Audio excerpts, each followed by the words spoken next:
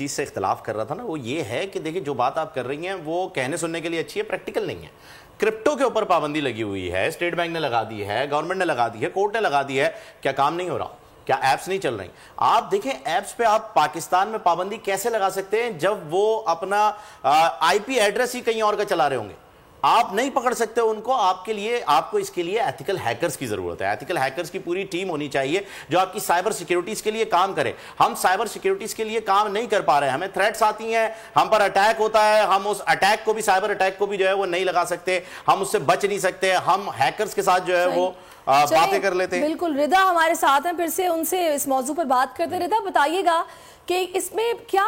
صورتحال ہوتی ہے، قانون کیا کہتا ہے؟ یہ جتنے بھی لوگ جو کہ ایسا 2 نمبر دھندا کر رہے ہیں یا پھر انلیگل ایپس کو چلا رہے ہیں، ان کو پکڑنا اور ان کے خلاف کارروائی کیسے ممکن ہے؟ دیکھیے اس کے اوپر 2 قسم کے قوانین ہوں گے۔ سندھ اسمبلی نے تو ابھی لو پاس کیا ہے، the Sindh prohibition of interest on private loans act 2023، جس کے لیے ایک 10 سال کی سزا بھی دی گئی ہے، جس کے پریمبل میں یہ لکھا گیا ہے کہ انجنکشنز آف اسلام اور ہولی قرآن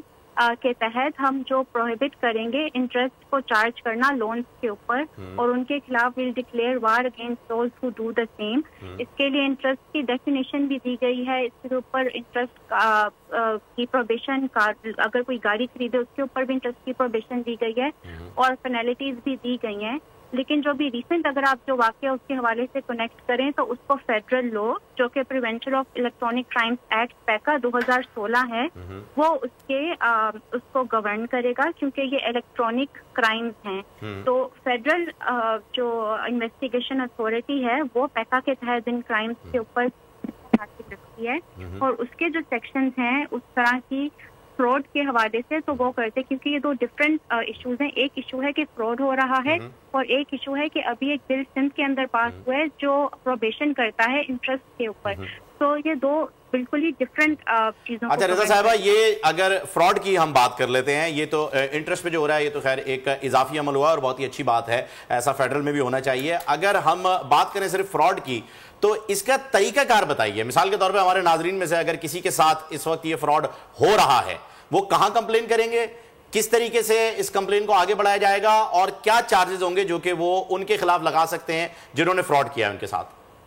اس کے پاس جورسڈکشن جیسا کہ میں نے کہا ایف آئی اے کی ہوگی، تو ایف آئی کے تحت وہ ایف آئی اے کو آن لائن کمپلین بھی کر سکتے ہیں، ان کی ویب سائٹ پہ جا کے یا ان کے دفتر جا کے بھی کمپلین کی جا سکتی ہے۔ اس کے اندر ایف آئی اے کے ایک تو ہوگا ایکٹ پیکا کا، prevention of electronic crimes act 2016، لیکن اس کے جو رولز ہیں اس کے اندر جو پروسیجر ان کے انویسٹیگیشن آفیسرز فالو کریں گے اس کی انفارمیشن ان کے اندر دی گئی ہے، جس کا مطلب یہ ہے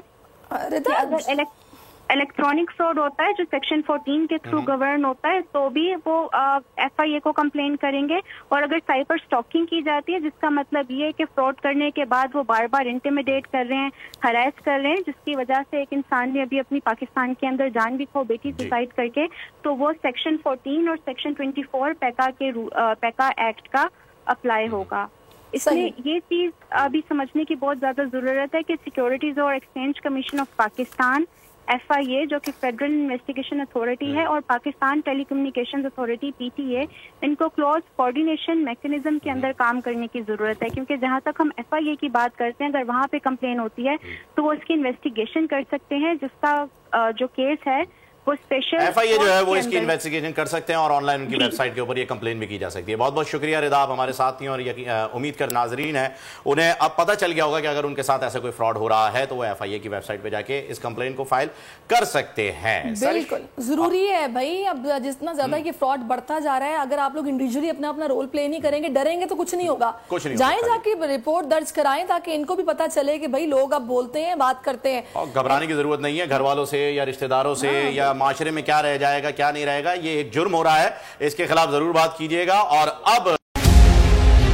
ملک مستحکم معیشت کی طرف گامزن، اسٹاک ایکسچینج بھی مثبت رخ دکھانے لگا، معیشت کی صورتحال بہتری کی طرف جا رہی ہے۔ ہم آئی ایم ایف کے قرضہ ملنے کے بعد اس صورتحال کو بہتر مزید کیسے کر سکتے ہیں؟ قرض بحالی کے روشن امکان، बोल ने निभाई अपनी सहाफती जिम्मेदारियां, महंगाई से परेशान आवाम के लिए उठाई आवाज। रिपोर्टर और इक़्तिसादी माहिरीन के सबसे बड़े पैनल के साथ बोल की मिशन मईशत की सबसे बड़ी ट्रांसमिशन 63% आवाम ने देखी अपनी स्क्रीन पर। अगर 21वीं सदी की हम इंडस्ट्री की कोई बात करें तो उसमें फिर इंफॉर्मेशन टेक्नोलॉजी जो है वो टॉप पर आती है। अपनी रवायात को बरकरार रखते हुए बोल अवामी मसाइल को उजागर करने में सबसे आगे। देखिए बोल की अगली ट्रांसमिशन में मोबाइल लोन ऐप का बड़ा स्कैम कैसे हुआ बेनकाब। साइबर क्राइम सर्कल रावलपिंडी की मुख्तलिफ इलाकों में कार्रवाइयां, ब्लैकमेलिंग में मुलविस ऑनलाइन लोन ऐप्स के 9 मुल्जिमान गिरफ्तार कर लिए गए हैं। अगर इस स्कैंडल से मुताल्लिक आपके पास हैं हकाइक तो बनिए बोल इन्वेस्टिगेशन का हिस्सा।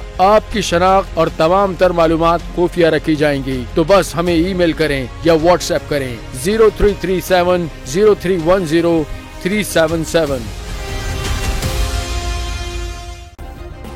सब्सक्राइब करें और बेल दबाएं ताकि कोई खबर रह न जाए।